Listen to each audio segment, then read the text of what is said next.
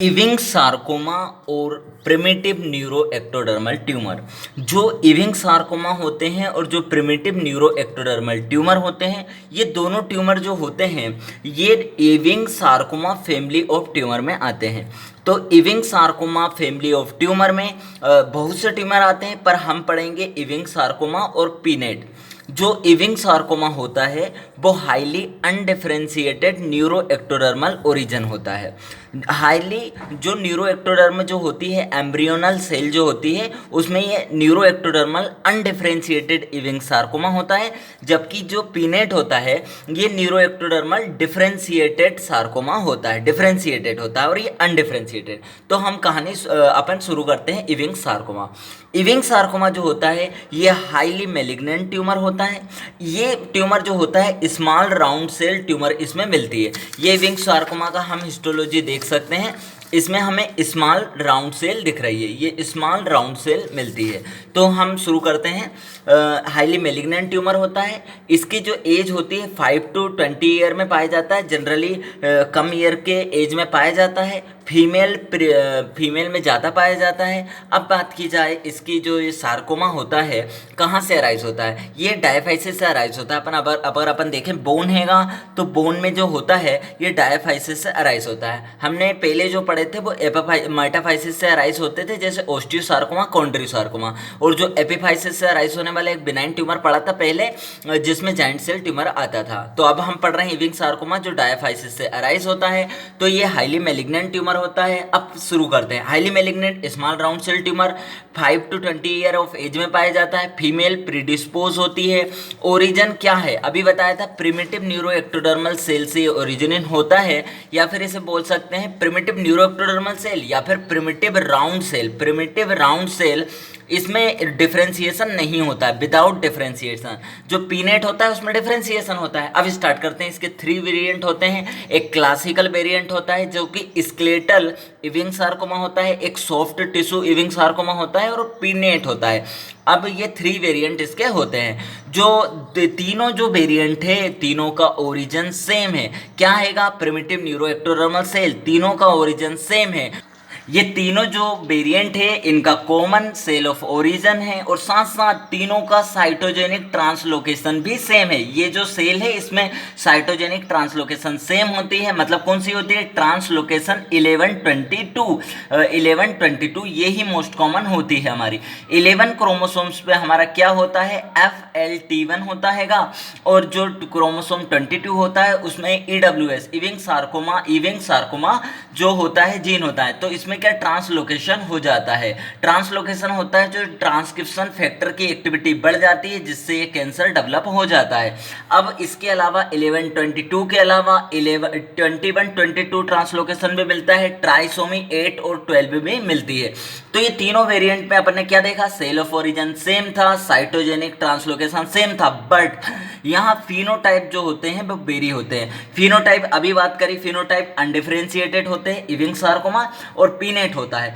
अब इन दोनों में डिफरेंशिएटेड और ये अनडिफरेंशिएटेड है और डिफरेंशिएटेड है। इन दोनों में डिफरेंट करने के लिए क्या होता है, जो पीनेट होता है वो कुछ न्यूरो एक्टोक्राइन मार्कर पॉजिटिव होता है। जैसे क्रोमोग्रेनिन के लिए पॉजिटिव होता है, न्यूरोन स्पेसिफिक इनोलेज के लिए पॉजिटिव होता है और S100 प्रोटीन के लिए पॉजिटिव होता है। और इसमें रोजेट पाए जाते हैं और इसका प्रोग्नोसिस जो होता है वर्स्ट प्रोग्नोसिस होता है। तो ये इससे अपन डिफरेंशिएट कर सकते हैं और अनडिफरेंशिएटेड इविंग सार्कोमा को और डिफरेंशिएटेड पीनेट को। अब हम आगे शुरू करते हैं। तो ये कहाँ से अराइज होता है, ये जो हमने बात करी डायफाइसिस के मेडुलरी केनाल जो बीच में मेरो होता है वहां से अराइज होता है। तो मेडुलरी केनाल से अराइज होता है, डायफाइसिस से अराइज होता है। मेनली ये जो होता है डायफाइसिस से अराइज होता है। अब पिक्युलरिटी, तो अगर अपन बात करें जो soft diaphysis of long bone से अराइज होता है। कौन सी मोस्ट कॉमन जो बोन अराइज होती है वो फीमर से अराइज होता है लॉन्ग बोन के, उसके अलावा टिबिया, ह्यूमेरस, फिबुला और वो फ्लैट बोन को भी इन्वॉल्व कर सकता है क्या, इविंग सार्कोमा।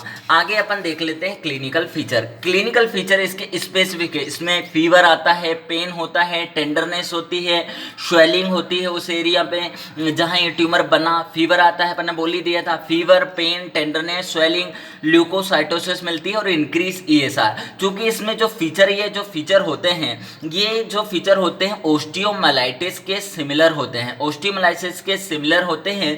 तो इसको इविंग से जो ओस्टियोमाइलाइटिस होता है उससे डिफ्रेंशिएट करने की ज़रूरत होती है।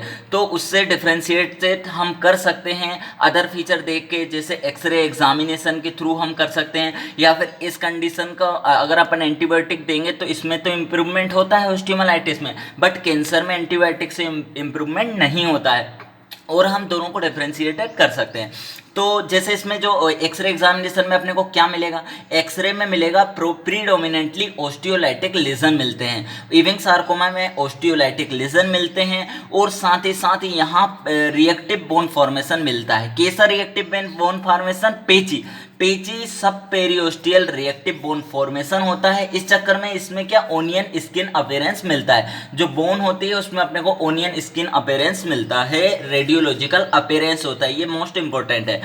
तो ये हमने क्लिनिकल फीचर बात कर ली, क्या क्या क्लिनिकल फीचर मिलेंगे, इससे डिफ्रेंशिएट करने की ज़रूरत है हमें। एक्सरे एग्जामिनेशन या फिर रेडियोलॉजिकल अपने एग्जामिनेशन में ओनियन स्किन अपीयरेंस मिलेगा। अब अपन बात करते हैं ग्रोस की। तो ग्रोस में अगर अपन बात करें तो ये जो अपन ग्रोस में ये ट्यूमर अपने को दिख रहा है, ये ग्रोस में ट्यूमर अपन देख सकते हैं, इविंग सार्कोमा। तो ये जो होता है मेडुलरी कैविटी में लोकेटेड होता है। मेनली कहाँ से अराइज होता है, अपन ने बताया मेडुलरी कैविटी से अराइज होता है, डायफाइसिस है उसकी मेडुलरी कैविटी से अराइज होता है, और मेनली ये डायफाइसिस से अराइज होता है, और ये एक्सपेंड करेगा तो समटाइम्स सॉफ्ट टिश्यू में भी जा सकता है। ये ट्यूमर जो होता है ग्रे वाइट होता है, सॉफ्ट होता है और फ्राइबल होता है। ग्रे वाइट होता है, यहाँ हमें हिमोरेज मिल सकता है, हमें नेक्रोसिस मिल सकता है। इस ट्यूमर में हिमोरेज नेक्रोसिस मिलेगा, मेलिग्नेंट ट्यूमर है अपना, तो हिमोरेज और नेक्रोसिस मिलेगा। ग्रे वाइट ट्यूमर होता है, सॉफ्ट और फ्राइबल होता है।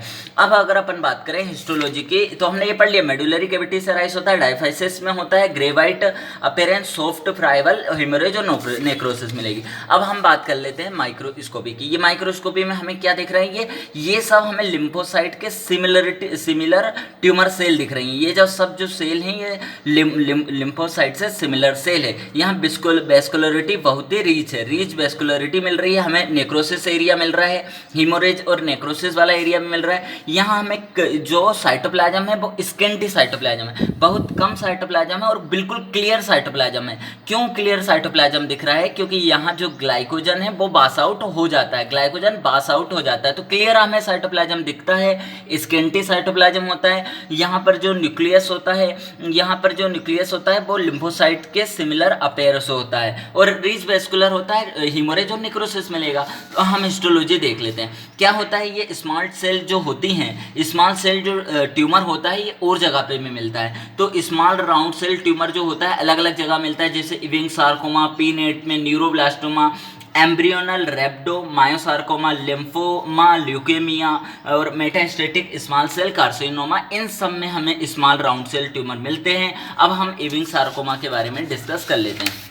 इविंग सार्कोमा के हिस्टोलॉजी में क्या लिखा है कि जो ट्यूमर होता है ये जो ट्यूमर होता है ये इरेगुलर लोब्यूल में डिवाइड हो जाता है बाय द फाइब्रस सेप्टा। मतलब इसमें जो लोब्यूल बन रहे हैं इरेगुलर लोब्यूल बनते हैं क्योंकि बीच में फाइब्रस सेप्टा का फॉर्मेशन हो जाता है।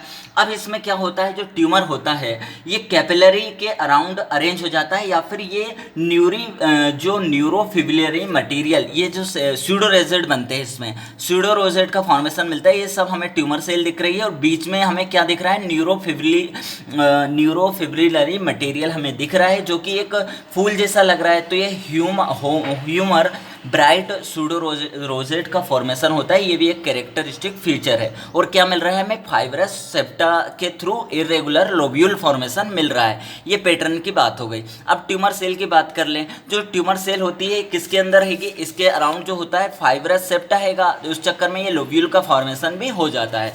अब अगर अपन बात करें तो ये ट्यूमर जो होती है अपने को लिम्फोसाइट के रिजेंबल करती है, क्लियर साइटोप्लाज्म होता है, पास पॉजिटिव होती है, ये सब कैरेक्टरिस्टिक जो लिम्फोसाइट से रिजेंबल करता है। तो अपने बोला जो ट्यूमर सेल होती है वो लिम्फोसाइट से रिजेंबल करती है। इसमें जो साइटोप्लाज्म की जो बॉर्डर होती है वो इल डिफाइन होती है, लेकिन इसमें साइटोप्लाज्म अपन बता चुके हैं स्केंटी साइटोप्लाज्म होता है, राउंडेड न्यूक्लियाइस होता है। और इसमें जो ये मैं बताना भूल गया था कि जो न्यूक्लियाई होता है वो सॉल्ट पेपर क्रोमेटिन जो होता है फ्रिक्वेंट माइटोसिस इसमें दिखती है, सॉल्ट पेपर क्रोमेटिन मिलता है। अब अगर अपन बात करें बेस्ड ऑन द साइड और साथ में अपन देखें तो अपने क्या देखा, लिम्फोसाइट से रिजेंबल करती है ट्यूमर सेल, लोब्यूल मिलते हैं, साइटोप्लाज्म कम होता है, इरेगुलर डिफाइन मार्जिन होती है, न्यूक्लियाई साल्ट पेपर क्रोमेटिन दिखता है। Based on the cytoplasmic feature round cell tumour, और इस ये ट्यूमर जो है ब्लू सेल ट्यूमर भी इसे बोला जाता है। ये बहुत इंपॉर्टेंट फाइंडिंग है अपनी, स्मॉल ब्लू सेल ट्यूमर भी बोला जाता है, राउंड सेल ट्यूमर बोलते हैं। साइटोप्लाज्म जो होता है ग्लाइकोजन कंटेन होता है, वो पास आउट हो जाता है, तो हमें क्लियर दिख रहा था, इस चक्कर में ये पास पॉजिटिव होते हैं। और सेल सरफेस मार्कर इम्यूनोहिस्टोकेमिस्ट्री में यदि अपन देखेंगे तो ये क्या मिलेगा अपने को, इविंग सार्कोमा जो पीनेट होते हैं वो ग्रुप CD99 के लिए क्या होते हैं, पॉजिटिव होते हैं, जो कि प्रोड्यूस होता है मिक2 जीन से। तो अपन ने बोलेंगे कि ये मिक2 पॉजिटिव है, CD99 पॉजिटिव है। जो मिक2 जीन होता है वो लोकेशन इसकी XY क्रोमोसोम पे प्रेजेंट होता है। तो ये इम्यूनोहिस्टोकेमिकल मार्कर हो गए अपने इविंग सार्कोमा के लिए। और अदर फीचर अपन पहले बोला ही था, इसमें रिच वेस्कुलरिटीज है, ये हमें क्लियर दिख रही है, इसमें वेस्कुलर चैनल बहुत ज़्यादा हैगा, तो रिच वेस्कुलरिटीज होती है। इंटरसेलुलर रेटिकुलर फाइबर लेक होते हैं, नहीं लेक बहुत कम पाए जाते हैं। और हमें एरिया ऑफ नेक्रोसिस क्लियर अपने को दिख ही रहा था, ये एरिया ऑफ नेक्रोसिस, तो एरिया ऑफ हीमोरेज मिल रहा है, नेक्रोसिस मिल रही है, एक्यूट इन्फ्लामेटरी सेल इन्फिल्ट्रेशन होता है, और फोकल रिएक्टिव बोन फॉर्मेशन मिलता है। जब फोकल रिएक्टिव बोन फॉर्मेशन होता है उसकी वजह से अपने को क्या दिखता है, ओनियन स्किन अपीयरेंस मिलता है इसलिए। अब अपन बात कर लें कि इसके मेटास्टेसिस के बारे में। ये जो सार्कोमा होता है, मेटास्टेसिस इसकी हेमेटोजेनस रूट से होती है और मेनली लंग में ये जाता है, मेनली लंग में जाता है। और साथ ही साथ अदर जैसे लीवर, ब्रेन, इनमें भी मेटास्टेसिस होती है। बोन टू बोन मेटास्टेसिस की बात करें, सबसे इंपॉर्टेंट है bone to bone metastasis, most common अपनी लंग। बाकी बोन टू बोन मेटास्टेसिस दूसरे ट्यूमर के कंपेरिजन में most common bone to bone metastasis Ewing sarcoma में देखी जाती है, इविंग सार्कोमा में देखी जाती है। अगर अपन इसके सर्वाइवल रेट की बात करें तो 5 ईयर सर्वाइवल रेट जो होती है, पहले तो इसके कम थे सर्वाइवल रेट, अब जो combined regiment radiotherapy chemotherapy available होने की वजह से इसकी 40 to 80% 5 ईयर सर्वाइवल रेट है। और ये अपनी इविंग सार्कोमा का ग्रोथ, और ये हमें दिख रही है इविंग सार्कोमा की माइक्रोस्कोपी। Thank you.